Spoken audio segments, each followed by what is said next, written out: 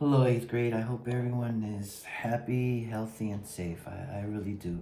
Well, guys, I just want to say good job to Itzel, Alondra, a few others that Brian. I'm so sorry. Brandon Barraza, Brandon, Itzel, Alondra.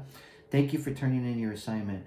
So one thing I want to say is well, A, thank you, and B, guys, no worries. I really liked your drawing, Itzel, and what Itzel did was she focused on her wild style and a character, and the character, as you can see, guys, that she selected was Lisa Simpson. So I just want to say, big thumbs up. So Itzel, what you need to do is this. Number one, relax. And as you said in your message to me, Mr. Ruiz, I think it's more 3D black.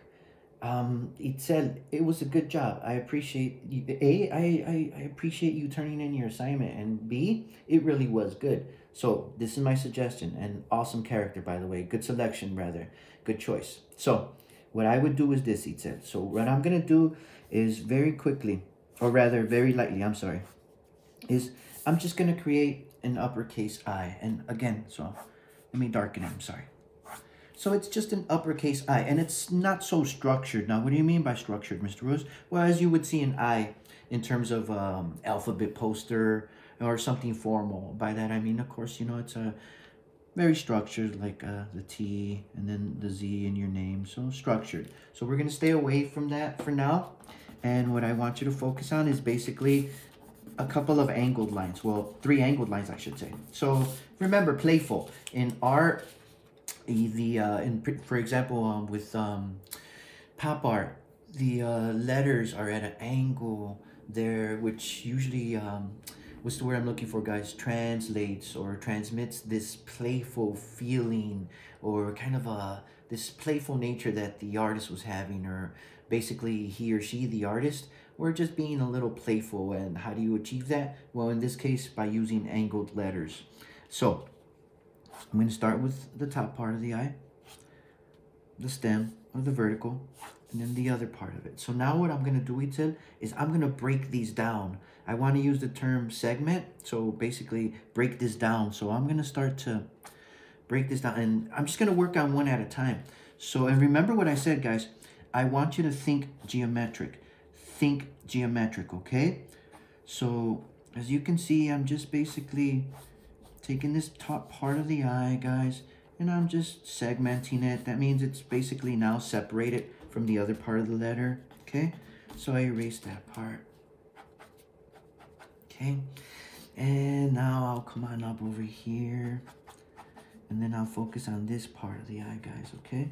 And remember, geometric, which means you can have a curved line in there every so often, but for the most part, guys, for the most part, it's very geometric in nature. That means very few curved lines / organic. So very little organic, and the emphasis is on geometric. So now I'm left with the bottom portion of the eye. And right now, someone may look at this and say, "Oh man, I know what that is. That's a T. Look at it. I can tell just by looking at it. That's the letter T." And that's something that it's okay for now. And as a matter of fact, you may want to mislead them into thinking that, yeah, that's a T. Okay, it's a T. So let me go on down to this and Itzel, I haven't practiced this. I don't practice the graffiti letters, stylized letters and characters so much. By that, I mean, I just start drawing. And I just want you to follow along, and never fear. When I say segment or break the letters into pieces or segments, that's all I'm doing. Top of the eye, horizontal part of the eye, rather, vertical part of the eye, and so forth.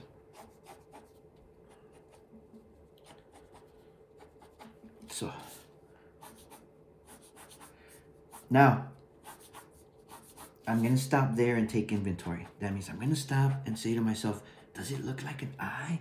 It does. And remember, the name of the game is disguise. Geometric.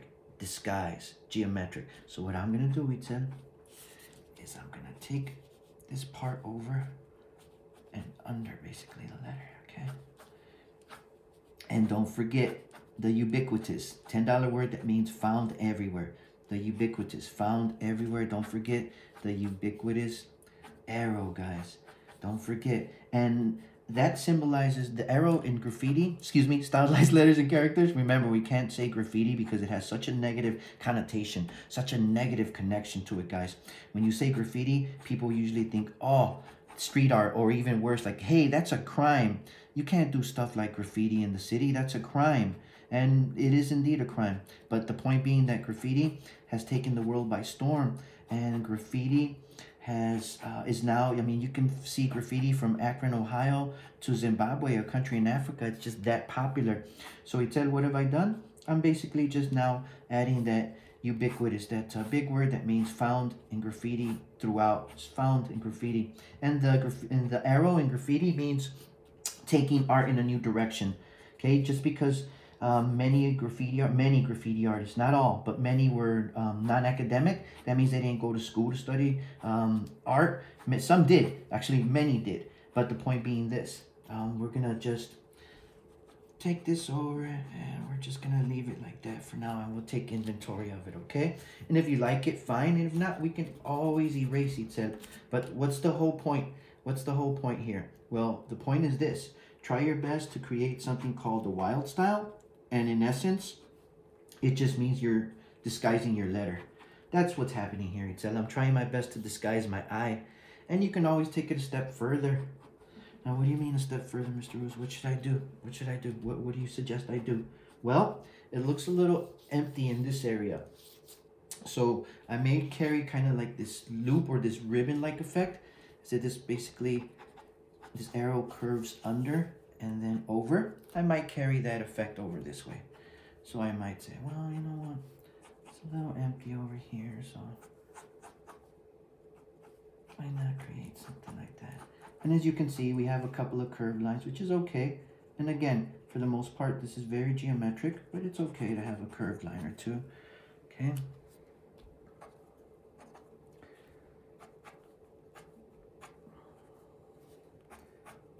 So there we go.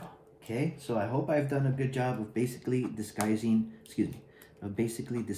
or hiding your eye. So that's where we're at, Itzel, okay? And don't forget, you can choose, so I want you to make it look three-dimensional, or you can if you so choose. But right now it's okay, we can just add some color. But if you choose to make it look three-dimensional, Itzel, you can do two things. 1 point perspective, that means you have a point and you try your best to connect the corners to this point, and this is how you can create something called 1 point perspective, and you can give your piece a three-dimensional feel.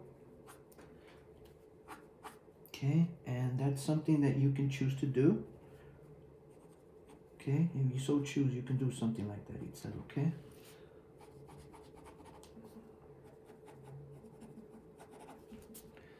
Okay, so that's what we're doing here. We're just making it look three-dimensional. Or don't forget, like your 3D block letters, you can just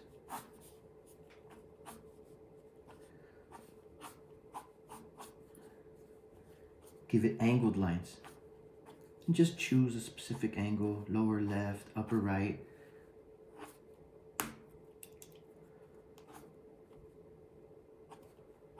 Okay, so again, you're doing a great job, Itzel. Keep up the good work. Now, Gali, Alondra, good job. The same advice.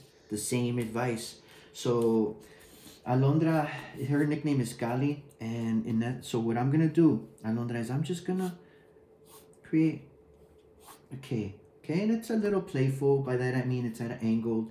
It's not so structured.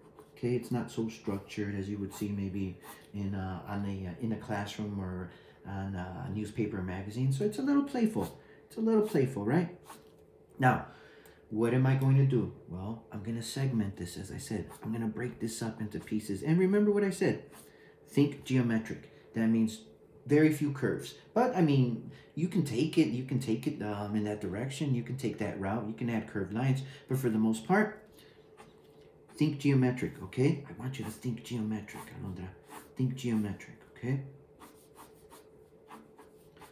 And again, I'm just taking inventory. It's like, okay, so this is what I have.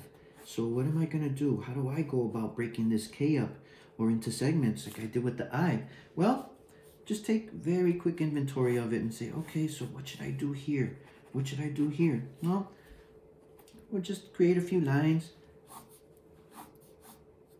We'll create a few lines and we'll take it from there, okay? So again, here's the other part.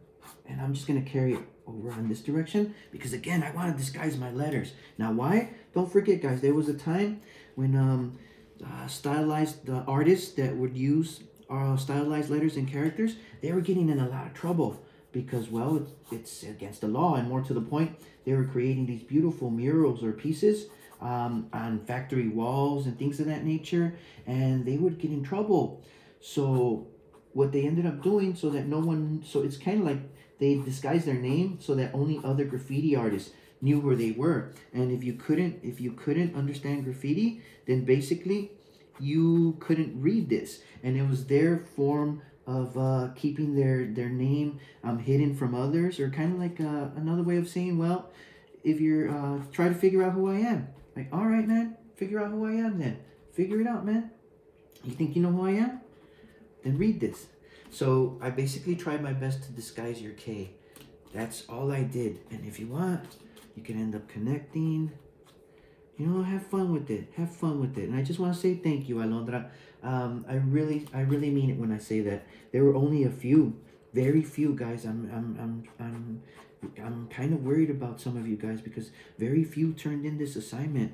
So I've heard from quite a few 7th graders, quite a few. I've heard from quite a few 5th graders, quite a few 5th graders, quite a few 2nd, but very few 8th graders, guys. So I just hope you're all right.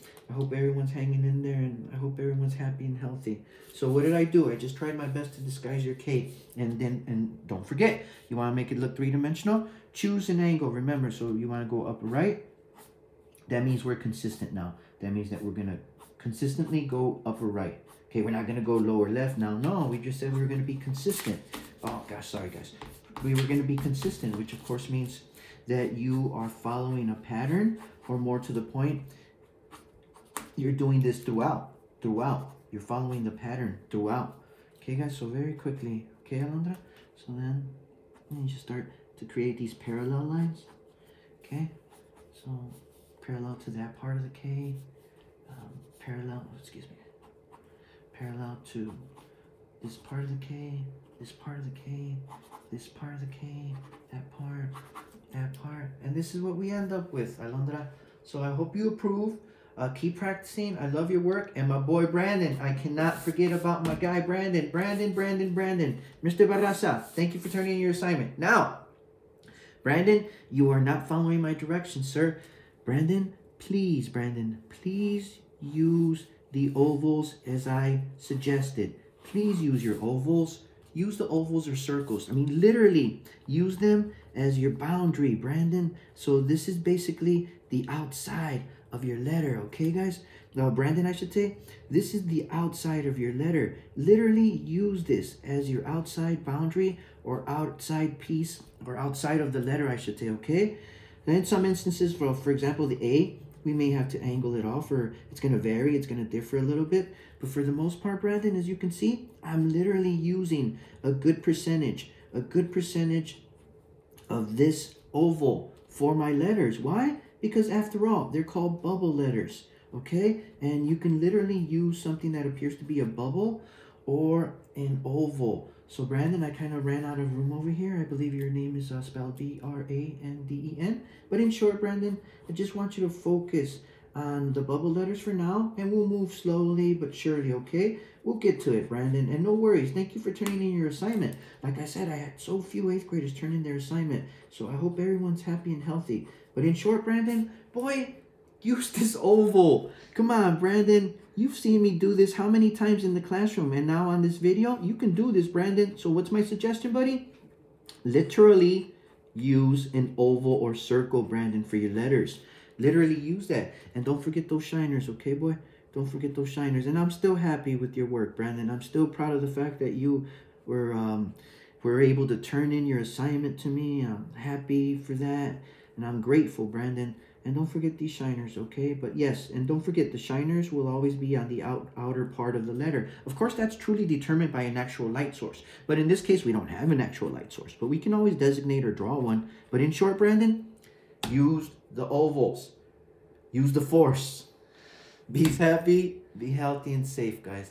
Oh, so sorry, guys. So before I go, so sorry. Before I go, Brandon, you're gonna continue with your bubble letters for this week, and it's of course this week being from Monday 4/20/20 to Friday 4/20/24. You don't have to work every day, boy, but turn in your assignment before then. I'll email you a link. I'll email you this link, of course, and watch the presentation. Okay, guys, be safe.